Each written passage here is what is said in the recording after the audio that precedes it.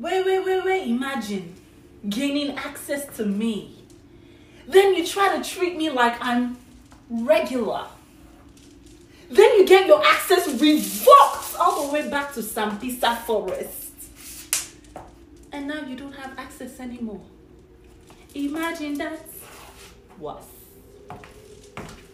Obidi studying peppering her ex-husband, ex-lover, and baby daddy Justin. You can imagine everything Korra is telling him right there, that you lost a good one right here, Justin.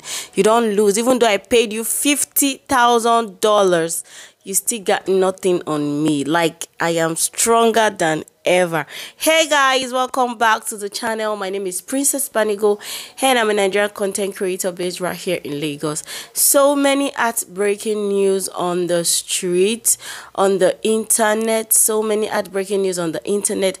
I mean, and what can we do? We just have to come here and talk about it because it's something that we do.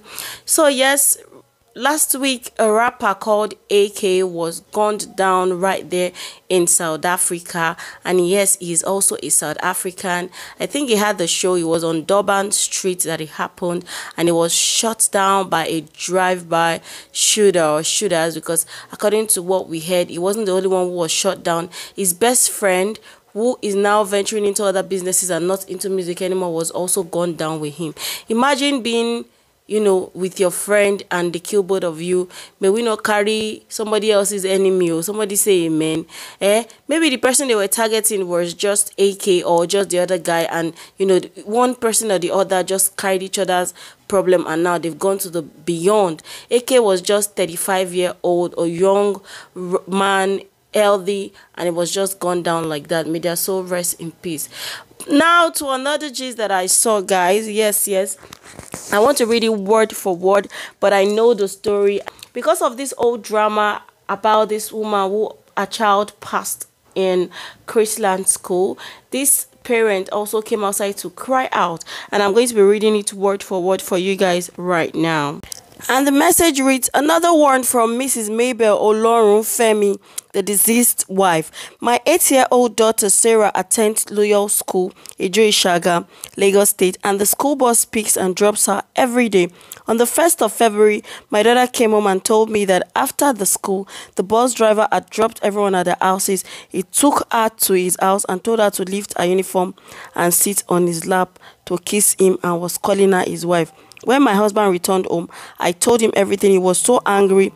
He went to the school the following day. At the proprietor's office, the bus driver, who goes by the name Jacob, was also present. After asking my daughter to narrate all that happened, the proprietor asked the driver why he brought back the school bus late on that fateful day.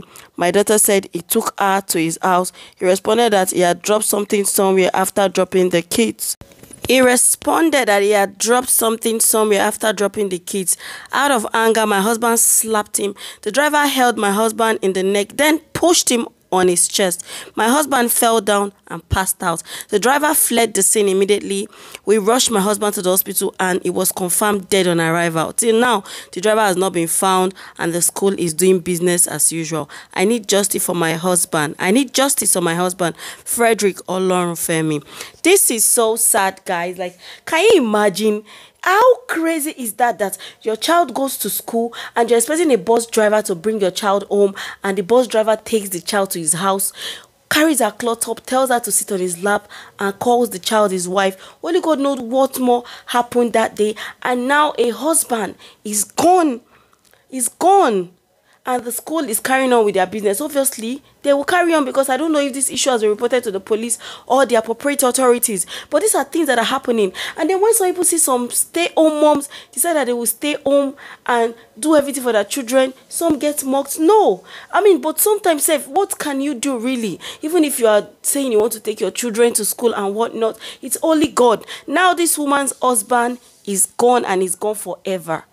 Gone forever. Why? Because the driver was trying to molest his daughter and he spoke out. This is quite sad, if you ask me. It is so painful, and I don't even know how to feel and how to think about this, but I truly hope that justice prevails and the so-called driver is picked up, and I hope that justice serves.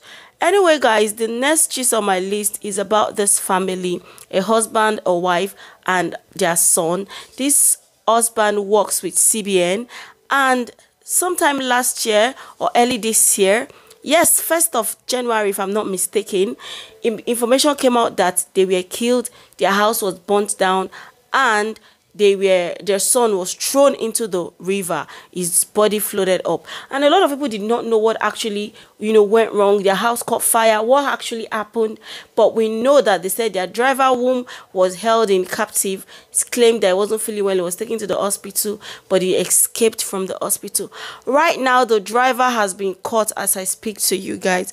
Yes, and informations are leaking left, right, center. This family died because their driver wanted his salary increased, and they refused to increase his salary. Then he told them he needed money to buy a tricycle or a keke, I'm not sure, and they said they won't give him.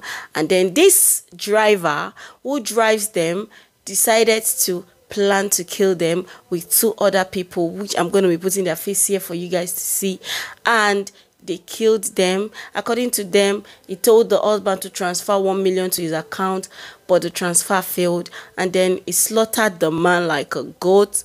And then he took a hammer and they hit the woman with the hammer on the head, and she died instantly. And the son who came in and saw the incident happening with the friend, they took them, tied them, and threw them in the river. Fortunately for the friend, he made it out alive from the river, but the son did not survive. A full family just died because their help decided to get greedy. Yes, it's their help. It may not be an house help, but it's a driver, and it was being paid. If you know that you are not okay with the money that was paying you, you asked for an increment, they said no. Why not go? But obviously, because this man was a CBN staff and he has heard the man conversing probably a couple of times, talking about money, and he said that, okay, you won't give me, then I'm going to kill you, and you wiped out an entire family. Now, I don't know the kind of justice that is going to be served, because this family is gone and gone forever. They are never going to come back. They will never come back to life again. But their help killed them. So should we start saying we are supposed to be afraid to get helps into our houses, to get nannies into our houses? Like, I don't understand, because this one is not the case of CCTV. And according to the information we heard, they had a very big dog in the compound, but because the dog trusted the driver already, the dog did not bother barking, and he claimed an entire family because of his own selfishness. You are not okay with the money, why not just go? Or I don't know what you guys think, right? Maybe I'm the one that is overthinking this, that this person has no right to place a demand. They've placed you on a salary that they can afford. Because they are making money doesn't mean they will give the entire money to their driver. That is what they can afford, right? If you are the one that accepted the money, if you know you're not okay with it, resign. Not coming out to claim an entire family because of your selfish reason. I don't know what you guys think about this old gist, but the things that are going on in the world is really heartbreaking, and all we can do is but say, may God have mercy and protect every one of us as we go by our day. This old drama is not just happening in Nigeria. We hear of gun violence, hate quakes, and different things that are happening around the world, and we can only pray for mercy. With the earthquake that happened recently in Turkey and one other country that I can't remember the name right now, I heard that over 25,000 people died as at when they were carrying out the survey of everything that went down with the earthquake. So it is we are in terrible and perilous times, actually, and we can only pray for mercy and that God protects every one of us. Thank you guys for watching, and I'll see you in another video. Bye for now.